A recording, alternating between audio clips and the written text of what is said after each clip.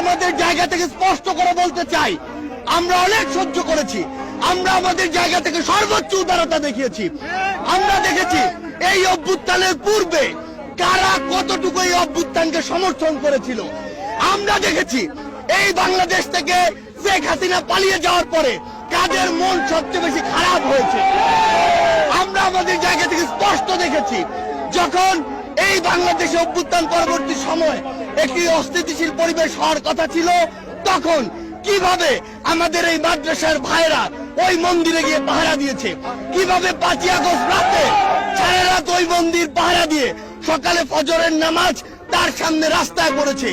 সেখানে এই সহানুভূতিকে কেউ যদি প্রশ্রয় হিসেবে দেখে, আমরা স্পষ্ট করে বলে দিতে চাই, শুধু অন্তর্বর্তীকালীন সরকার নয়, বৈষম্য বিরোধী ছাত্র আন্দোলন নয়, জাতীয় নাগরিক কমিটি নয়, পুরো বাংলাদেশ একসাথে এই সকল উগ্রপন্থীদেরকে